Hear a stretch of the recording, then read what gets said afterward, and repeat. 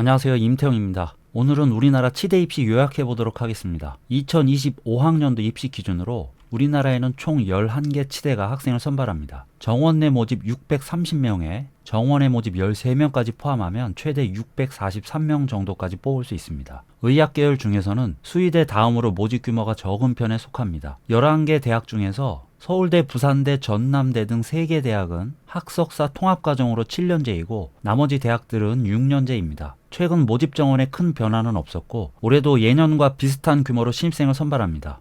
수시 선발 비중이 59.2%, 정시 선발 비중이 40.8%로 의학계열 중에서 약대 다음으로 정시 선발 비중이 높습니다. 수시에서는 학종 선발 비중이 가장 높습니다. 전체 선발 인원 중 지역인재 선발 비중은 약 33%로 의대보다는 약간 적은 편이고 한의대와 비슷한 수준입니다. 최근 경쟁률 추세를 보면 다른 의학계열과 마찬가지로 2022학년도 이후로 전반적인 하락세가 이어지고 있습니다. 지난해 유일하게 학종만 경쟁률이 약간 올랐고요. 나머지 전형들은 정시 포함해서 경쟁률이 내려갔습니다. 경쟁률이 내려간 이유는 전반적인 학생 수 감소가 가장 큰 원인이었다 보고 있습니다. 전형별 특징을 간단히 살펴보면 8개 대학에서 총 146명을 뽑는 교과 전형은 지난해 경쟁률이 큰 폭으로 하락했는데 경쟁률이 오른 학종과는 대조적인 모습이었습니다. 이는 교과 전형으로의 안정 지원보다는 상대적으로 공격적인 상향 지원이 많았음을 의미하는데요.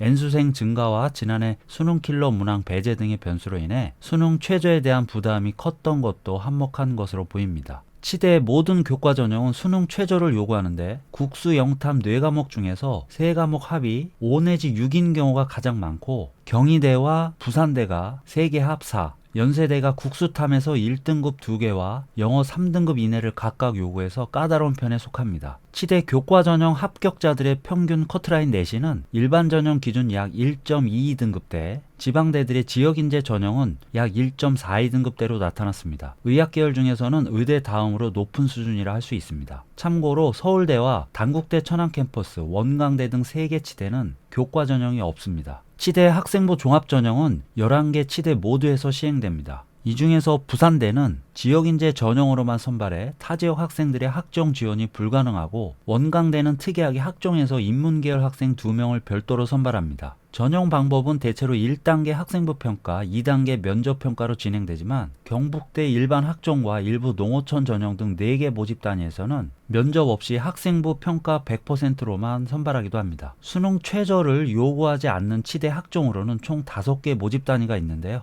경희대 네오 르네상스 전형, 서울대 일반 전형이 대표적입니다. 개별 대학들의 수능 최저 수준은 앞서 말씀드린 교과 전형 수능 최저와 큰 차이 없겠습니다. 치대 논술은 경북대, 경희대, 연세대 등 3개 대학에서만 진행되고 연세대만 수능 최저가 없습니다. 그리고 참고로 연세대는 올해부터 과학 논술이 폐지되면서 수리 논술만 출제되고 경희대는 수리 논술과 과학 논술이, 경북대는 의학 논술과 수리 논술이 함께 출제됩니다.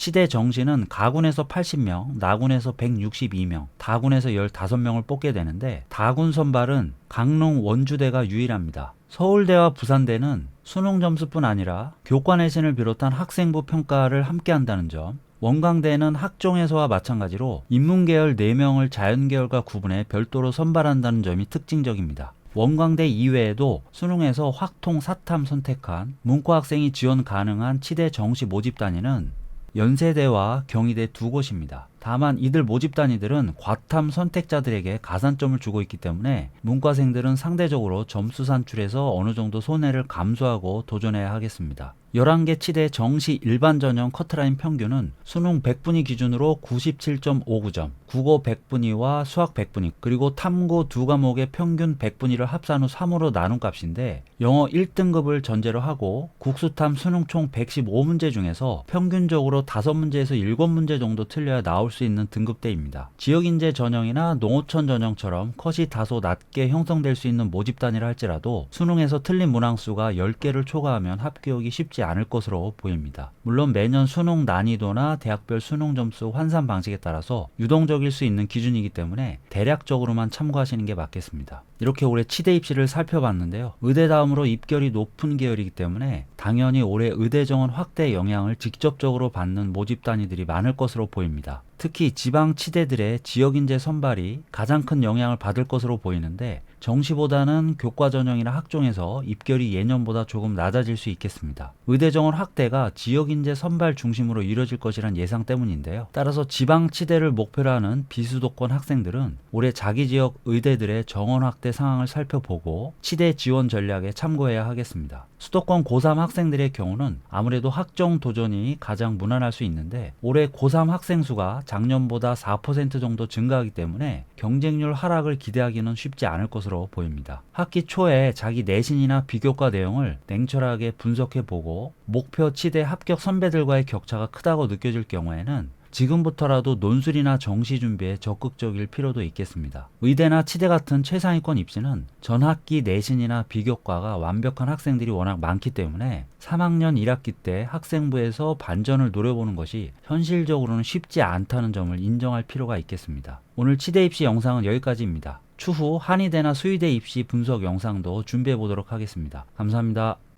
좋아요, 구독, 알람 설정, 댓글 달면 합격.